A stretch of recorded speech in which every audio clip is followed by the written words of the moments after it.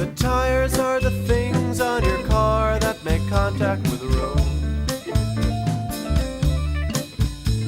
The tires are the things on your car that make contact with the road. The tires are the things on your car that make contact with the road. The car is the thing on the road that takes you back to your abode.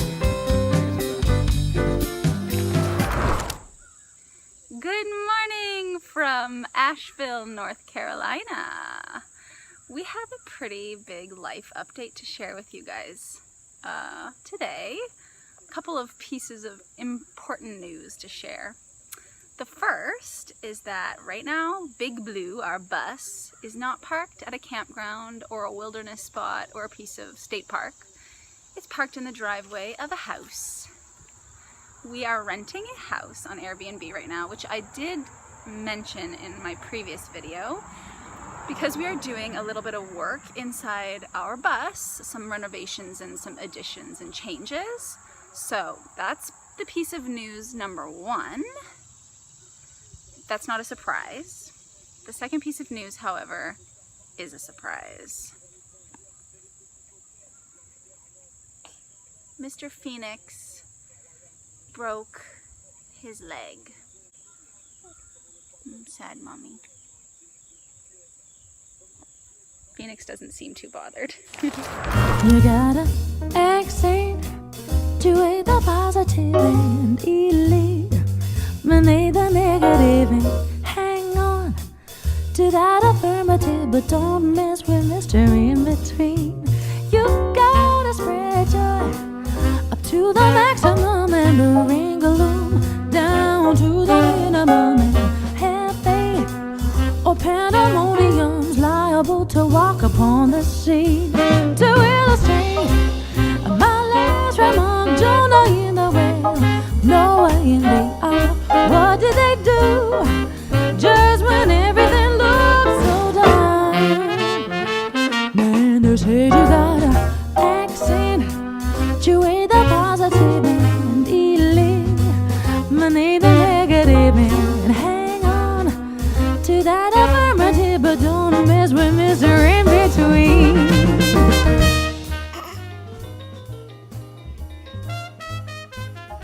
You're still playing on your tummy, even with a broken leg.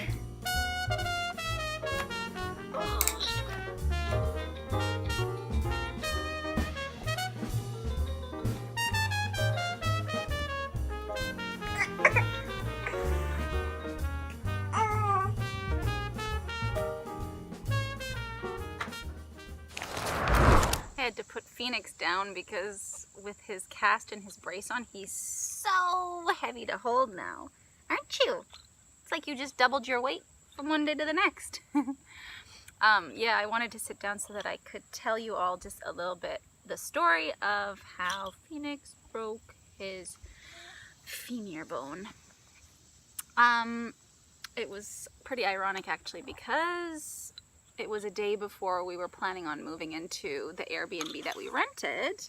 And like the reason that we rented this Airbnb, or one of the primary reasons, was so that we could build Phoenix a bed with 4 walls, like a proper crib, because up until that point he'd been sleeping in what they call a sidecar bed, which has only 3 walls, and instead of the 4th wall, it's connected to our bed. A couple days before, he had finally started rolling from his back to his tummy, and so I put him down for his nap, and I'd been watching him pretty carefully since he started rolling, just because he was doing lots of flips and all of this stuff, but in his bed, always in his bed. But left him there, 2 minutes later, thump. And of course, like, I was there in a split second and found him on the far side of our bed. So he'd rolled from his bed across our double bed and fallen on the ground onto his tummy. So of course we picked him up and tried consoling him. He was crying quite a lot. For the first couple of hours, I just assumed that it was the fear and the shock. then I sort of thought, okay, maybe he's in a little bit of pain, like when you fall, you bruise yourself, or like an internal bruise, because he didn't have any bruising or inflammation anywhere. And we didn't know where the pain was coming from because he was just crying. And it wasn't until the next morning that I was like really cluing into the fact that this pain is real. It's not fear anymore. It's not shock or anything like that. It's pain. And by that point, he wasn't really moving his left leg at all. Hey, baby boy. You fell yesterday, didn't you? And you hurt your left leg. Look, it's not moving. Yeah, you're in a better mood than you were yesterday, huh? We kind of didn't know whether we should go to the hospital because, I mean, he didn't have any inflammation, he didn't have any bruising, and unless we moved his leg, he was fine, and he was getting like progressively happier as the morning went on. But after some Googling, we contacted our insurance company. They said the likelihood is very rare, but it's always a good idea to go and check. So we arrived in Asheville, as was our plan, and rather than checking into our Airbnb, we went to the Children's Hospital, and of course spent the next 4 hours there, sort of waiting for x-rays and getting x-rays, and then getting the news that yes, he had broken his femur, which was such a shock, like just because also by that point he was back to being pretty happy unless we touched and moved his leg in like a weird position. So that evening they put a splint on him.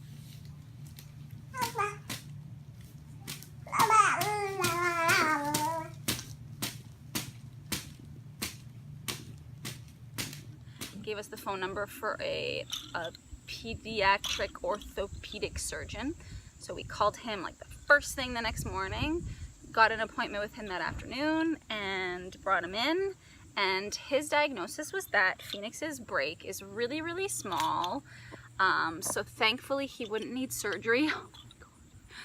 And also, thankfully, he thought that putting a full body cast, well, like a body cast up to his belly button was probably unnecessary.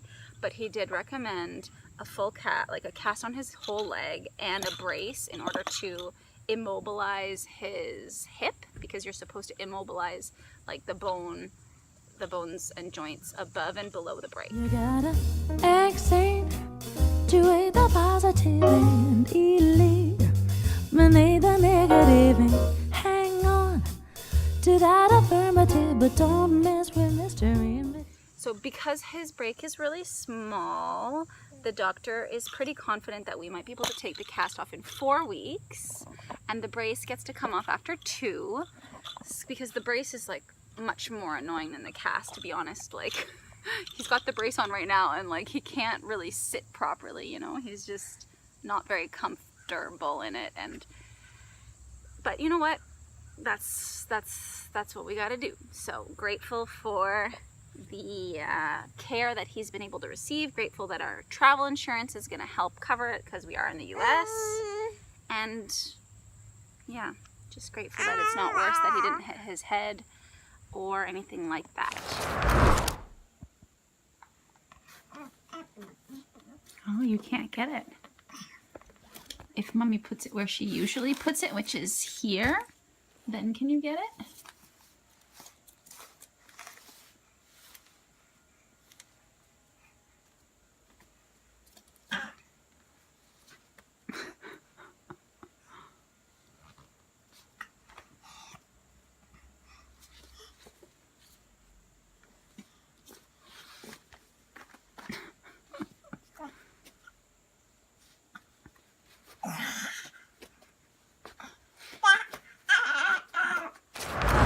Days have gone by now since Phoenix got his cast on, and it's really interesting. Like, I feel like he has taught me a lot already just with this whole event in the past week.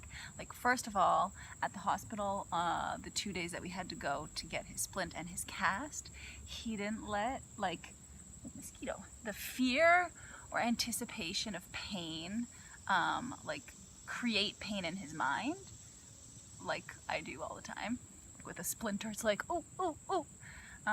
No, he wasn't even paying attention to the splint or the cast being put on him. He was just playing with his toy or being happy. And then secondly, and more importantly, in the days since he got his splint and his cast, he hasn't felt sorry for himself at all. There's been like no woe is me sort of attitude. He's just gone into his present reality and accepted it totally. Just gone into joy, positivity, having fun, and like it's like he never had a second leg, and no complaints whatsoever. It's just he's living life with such presence and grace. It's a huge reminder to try to do the same. Kids are amazing, eh? What you doing? Exploring the grass. Hey, mister!